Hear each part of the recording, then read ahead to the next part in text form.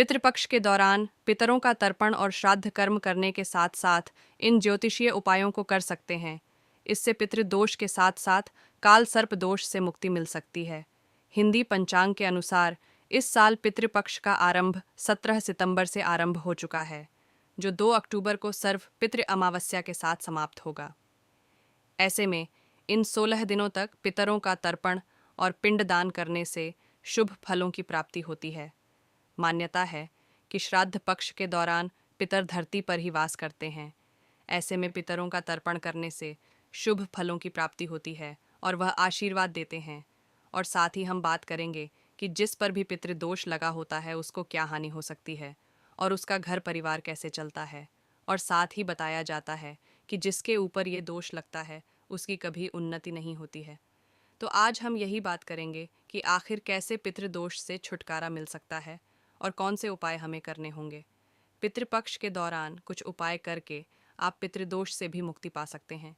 आइए जानते हैं पितृपक्ष के दौरान किस उपाय को करने से पितृपक्ष के साथ साथ काल सर्प दोष के दुष्प्रभाव कम हो सकते हैं। चलिए जानते हैं। जिस जातक की कुंडली में पितृदोष होता है तो उसे ग्रहों की स्थिति गोचर दशाओं में किसी भी प्रकार का परिवर्तन होने से शुभ फलों की प्राप्ति नहीं होती है। पितृदोष पितरों के दुखी होने के कारण लगता है।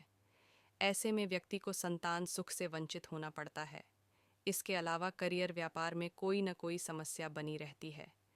इसके साथ ही घर में सुख शांति नहीं रहती है और घर में कोई न कोई बीमार पड़ा रहता है और साथ ही उसके किसी भी कार्य में उन्नति नहीं होती है। उसके बने बनाए काम बंद हो जाते हैं। तो अब हम आपको बताते हैं उन खास उपायों के बारे में जिनको करने से आपका पितृदोष खत्म हो जाएगा। अगर आप चाहते हैं कि आपकी कुंडली से पितृदोष समाप्त हो जाए तो इन 16 दिनों तक भगवान शिव की विधिवत पूजा करें।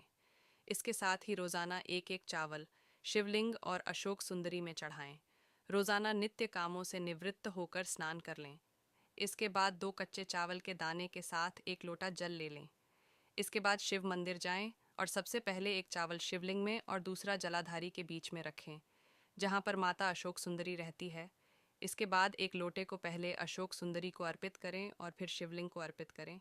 इसके साथ ही अपने गोत्र का नाम लेने के साथ पितरों का स्मरण करें। ऐसा करने से पितृदोष से मुक्ति मिल जाती है। इसके साथ ही शिवजी प्रसन्न होते हैं, जिससे काल सर्प दोष का भी प्रभाव कम हो जाता है और आपके सभी काम बनने लग जाते और आपका पितृदोष भी खत्म हो जाता है। पितृपक्ष के दौरान यदि आप अपने पूर्वजों को खुश करके उनका आशीर्वाद प्राप्त करना चाहते हैं तो आपको पितृपक्ष के दौरान कुछ खास उपाय करने चाहिए। इन उपायों की मदद से आप पितरों को संतुष्ट कर सकते हैं। तुलसी के पत्ते को भोजन में शामिल करने से पवित्रता आती है और देवी देवताओं के भोग में इसके पत्ते को शामिल किया जाता है। ऐसे में अगर आप पितृपक्ष में पितरों के भोजन में तुलसी के पत्ते को शामिल करते हैं तो ऐसा करने से जातक के सभी तरह के दोष मिट जाते हैं और पितरों को मोक्ष की प्राप्ति होती है। पितृपक्ष में तुलसी के पौधे के पास एक कटोरी रखें और हथेली में गंगा जल लेकर इसे धीरे धीरे कटोरी में डालें। साथ ही सच्चे मन से पितरों को याद करें। पितरों के नाम का 5 से 7 बार जप करें। इसके पश्चात इस जल का पूरे घर छिड़काव करें। अगर आप जीवन में पैसों की कमी का सामना कर रहे हैं तो तुलसी के पत्तों को एक लाल रंग के कपड्डे में बांधें और इसे तिजोरी या पर्स में रखें। माना जाता है कि इस उपाय को करने से धन आगमन के रास्ते खुलने लगते हैं और आर्थिक तंगी से छुटकारा मिलता है। पितृपक्ष के दौरान श्रद्धापूर्वक तर्पण और पिंडदान आदि करने से पितृ प्रसन्न होते हैं। श्राद्ध पक्ष में पंचबलि कर्म अर्थात देव, पीपल, गाय, कुत्ते और कौवे को अन्न जल अर्पित करने से पितृदेव प्रसन्न होते हैं। इसके अलावा चींटियों और मछलियों को भी अन्न खिलाना चाहिए। श्राद्ध पक्ष में 10 तरह के दान दिए जाते हैं। इसमें जूते, चप्पल, वस्त्र, छाता, काला तिल, घी, गुड़, धान्य, नमक, चांद, स्वर्ण, गौ भूमि। आप चाहे तो केवल आटा, नमक, गुड़, घी और शक्कर का दान भी कर सकते हैं। पितृपक्ष के दौरान ब्राह्मण भोज भी कराना चाहिए। इस दिन पेट भर भोजन कराकर उन्हें दक्षिणा दी जाती है। पितृपक्ष के दौरान प्रतिदिन अपने द्वारा पर पितरों के नाम का एक दीपक जरूर जलाना चाहिए। आप यह दिया दक्षिण दिशा में पितरों के निमित्त 2, 5, 11 या 16 दीपक जला सकते हैं। यह दिया गैलरी में भी जलाए जा सकते हैं। इसके अलावा प्रतिदिन पीपल के पेड़ के पास भी दीपक जला सकते हैं। इस दौरान पितृसूक्त या गीता का पाठ करें। श्राद्ध पक्ष में 16 दिन तक गीता का पाठ करना शुभ माना जाता है। आप चाहे तो संपूर्ण गीता का पाठ करके भी पितरों का आशीर्वाद प्राप्त कर सकते हैं। पितरों को मुक्ति प्रदान का मार्ग दिखाने के लिए गीता के दूसरे और 7वें अध्याय का पाठ करें। गुड़ घी को मिलाकर सुगंधित धूप दिखाएं और जब तक यह जले तब तक एयूएम पितृदेवताभ्यो नम का जप करते रहें और इसी मंत्र से आहुति भी दें। साथ ही अगर आप अपने पितृ को खुश रखते हैं तो आपके घर पर हमेशा बरकत की बारिश होती रहेगी। साथ ही आपका काम धंधा भी हमेशा उन्नति करेगा, क्योंकि घर में जो बरकत और खुशहाली आती है वो हमेशा पितृ की वजह से ही आती है। इसलिए अपने पितरों की सेवा करना हमारा प्रेम कर्तव्य होता है। और साथ ही ऐसे बहुत से उपाय भी होता है जिससे हमारे पितृ खुश हो जाते हैं और हमें भरपूर आशीर्वाद देते हैं। परिवार के सभी सदस्यों से बराबर मात्रा में सिक्के लेकर करके उन्हें मंदिर में दान करें। पितृपक्ष को बेहद अहम समय माना जाता है, जब लोग अपने पूर्वजों की अत्यधिक श्रद्धा के साथ पूजा करते हैं। हिंदू धर्म में पितृपक्ष का बहुत बड़ा धार्मिक महत्व है। जो लोग पितृदोष से परेशान हैं उनके लिए भी यह समय बहुत खास होता है, क्योंकि इस दौरान पितरों का तर्पण करके इस दोष से राहत मिल जाती है।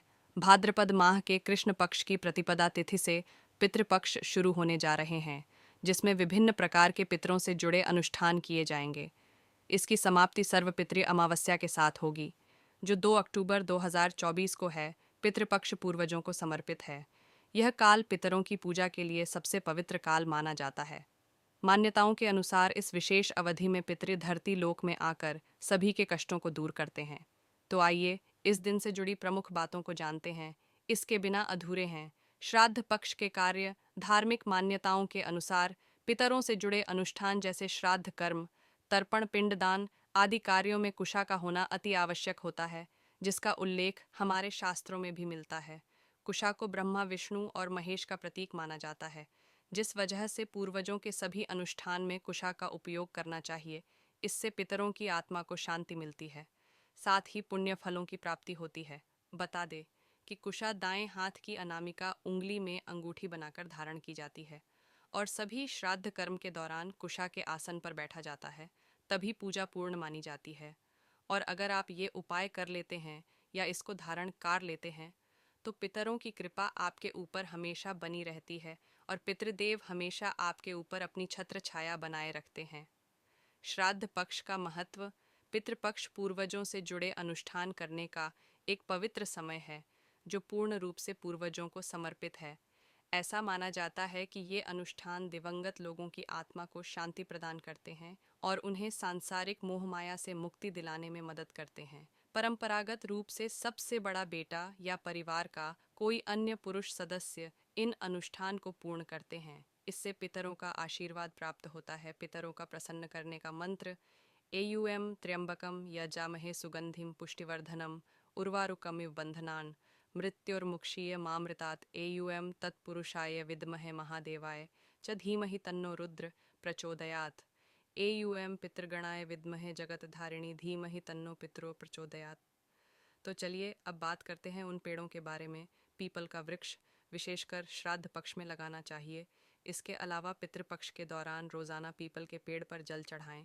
ऐसा माना जाता है कि इससे परिवार में सौभाग्य आता है। पुराणों के अनुसार वहाँ पितरों का वास होता है, इसलिए पितरों की तृप्ति के लिए पीपल के वृक्ष पर जल में दूध और तिल मिलाकर तर्पण करना चाहिए। पितृपक्ष की हर शाम पीपल के पेड़ के नीचे तेल का दीपक जलाएं और पितृ सूक्त का पाठ भी करें। इससे पितृदोष समाप्त हो जाता है, साथ ही वित्तीय संकट भी दूर होता है। तुलसी में देवी लक्ष्मी